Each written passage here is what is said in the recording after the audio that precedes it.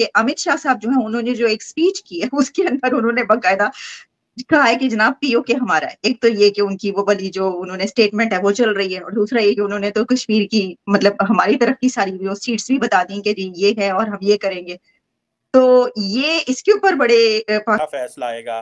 कई लोग कह रहे हैं कि ये जो फैसला है ये 370 का जो हुकूमत का ने जो किया था उस वक्त रिवोक किया था तो उसको वैलिडेट करेंगे।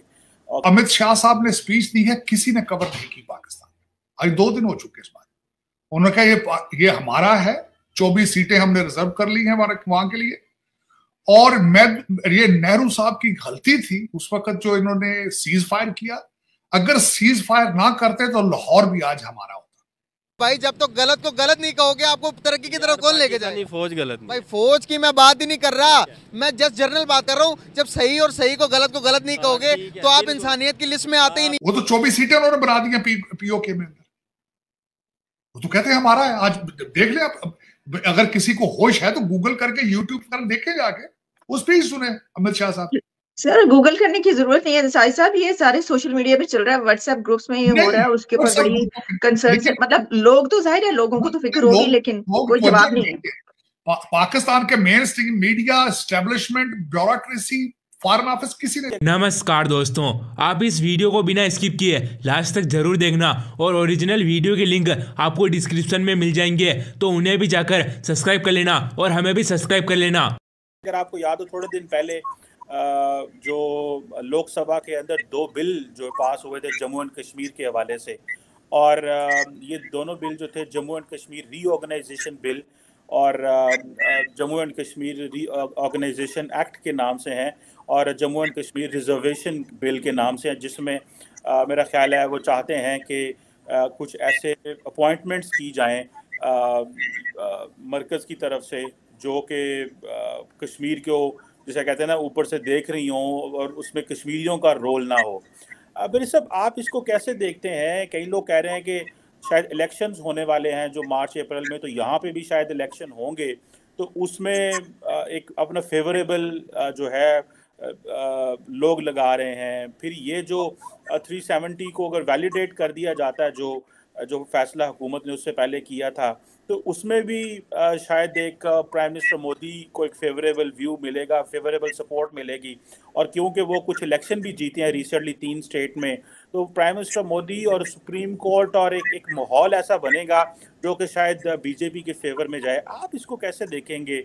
पर्टिकुलरली इन बिल्स के हवाले से जो पास हुए, बड़ा शोर मचा, अपोजिशन ने डाला, और कल आज जो फैसला आता है वो तो अभी सारी बात हमें पता नहीं है, लेकिन बहुत सारे लोग ये कह रहे हैं कि जिसमें असदुद्दीन अवैसी, मुनीश तिवारी, बहुत सारे लोगों ने कहा ये कि ये लगता ये है कि ये शायद फैसला मोदी साहब की डिसीजंस को वैलिडेट करेगा। How do you see sir? देखें जी, ये काफ़ी क्रिटिकल टॉपिक है, एंड एज वी स्पीक तो आज ही जो है वो समझ लें डिसीजन आने वाला है कुछ घंटों बाद।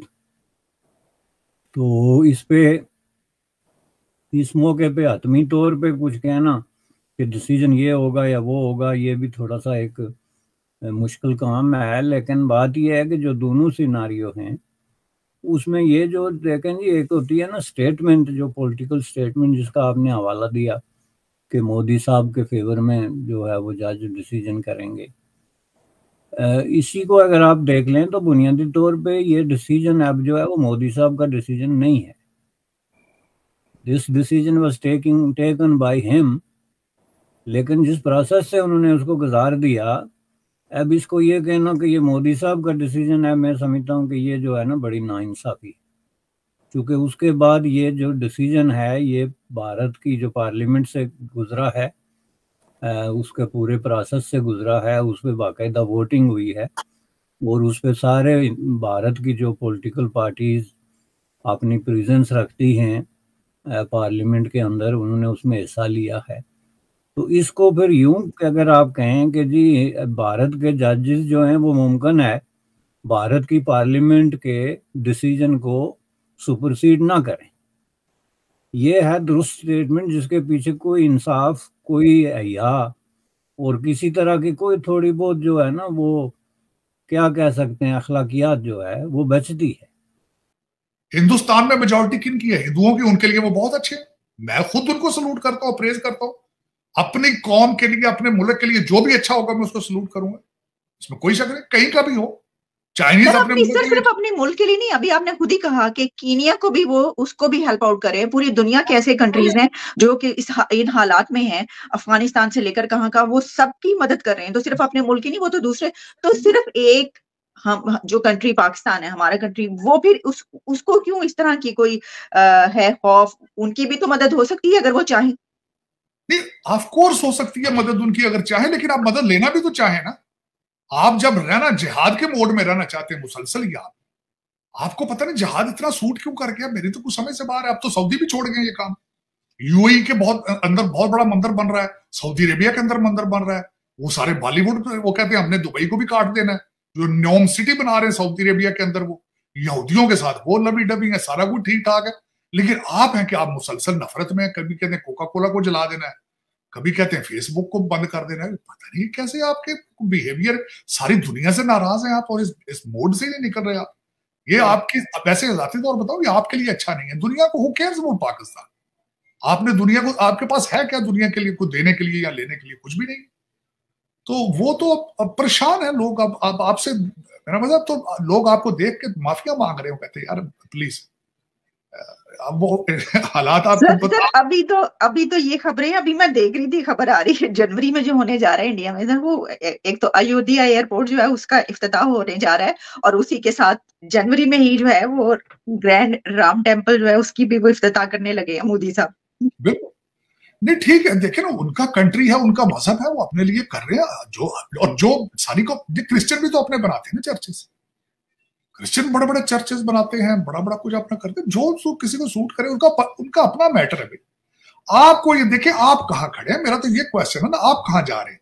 कोई आप इस वक्त 3-4 लोग, अब मैं आपके पॉलिटिकल थोड़ी सी बता देता हूँ। अगर आपके शहबाज शरीफ साहब मिल गए हैं तरीन साहब से, उनके साथ सीट एडजस्टमेंट कर रहे हैं। बड़े मियां साहब शुजा साहब से जाके सीट एडजस्टमेंट कर रहे हैं। कुछ कैबिनेट की सीटें, कैबिनेट की वजारतें जो है वो बलोचिस्तान दे आए थे, कुछ कैबिनेट की वजारतें एमक्यूएम को दे देंगे। तो आप खुद क्या है, बात तो ये करने वाली ना, आप क्या है, आप कहां जा रहे हैं?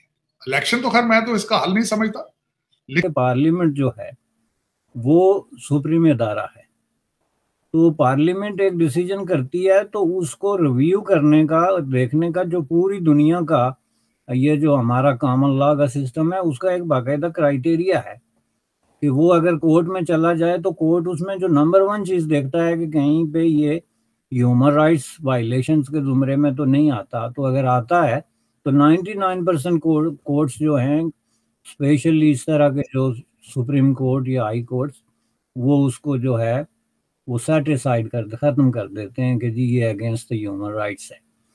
लेकिन वो फिर भी पार्लियामेंट को सुपरसीड नहीं करते, बल्कि पार्लियामेंट को रिकमेंड करते हैं कि जी ये आपने जो डिसीजन किया इसमें हमारी ये रिजर्वेशन है, आप दोबारा देख लें, या कुछ इस तरह का रास्ता निकालते हैं। चूंकि कॉन्स्टिट्यूशन में ये जो अरेंजमेंट है कि कौन सुपीरियर है, कौन सबऑर्डिनेट है, किसका क्या रोल है, इसको अगर आप रीडिफाइन करेंगे अपने हर आदमी इंडिविजुअल पोजीशन और दिमाग से, तो फिर मुल्क नहीं चलेगा, ना सोसाइटी चलेगी, और एक कयास की सिचुएशन पैदा होगी जिसे हम देख रहे हैं गुज़श्ता 7-8 सालों से पाकिस्तान में।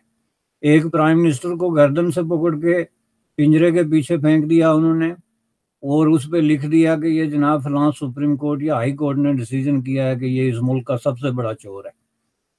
अब जनाब वो उसके बाद दूसरे जज ने उसको निकाल के तो वहाँ का प्राइम मिनिस्टर तक ले जाने के सारे रास्ते फूंके मार मार के हमवार कर दिए, किसी ने कोई नहीं उठाया।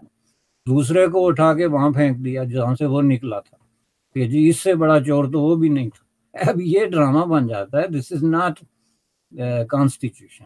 अब इसी तरीके से आप देखें तो इंडिया में ये 2 सिनारियो है। तो जजेस नॉर्मली इंडिया में पार्लियामेंट की जो सुपरमेसी है उसको चैलेंज नहीं करते। उनको अगर कोई चीज इवन ह्यूमन राइट्स की भी नजर आ जाए तो वो पार्लियामेंट। इवन देन जो बैलेंस ऑफ पावर है हर सिस्टम के अंदर, कानून के अंदर होता है, तो आपको नहीं लगता कि ठीक है जजेस वो नहीं, पार्लियामेंट सुप्रीम है, मैं समझता हूँ ये बात आपकी सही है, लेकिन at the end of the day जो कश्मीरी शोर डाल रहे हैं, जो ये आर्टिकल 370-35 ए के हवाले से हुआ, अगर आप चले जाएं तो यही 370 यही कहता है ना कि आप मुदाखलत नहीं कर सकते, आप वहाँ कुछ तो दोस्तों वीडियो आपको कैसा लगा आप हमें कमेंट में जरूर बताना। अगर आपने इस वीडियो को यहाँ तक देख लिया है तो आपको सब कुछ समझ में आ गया होगा। और दोस्तों ओरिजिनल वीडियो के लिंक आपको डिस्क्रिप्शन में मिल जाएंगे, तो जल्दी से जाकर उन्हें भी सब्सक्राइब कर लेना और हमें भी सब्सक्राइब कर लेना, और इस वीडियो को आगे से आगे तक शेयर जरूर करना। और ये वीडियो अच्छा लगा हो तो वीडियो को लाइक और हमारे चैनल को सब्सक्राइब जरूर कर लेना, और घंटे के निशान को भी दबा लेना। जैसे हम वीडियो डालेंगे सबसे पहले आपके पास ही आएगा। और हम मिलेंगे इससे और नए वीडियो में, तब तक के लिए धन्यवाद। जय जवान जय किसान।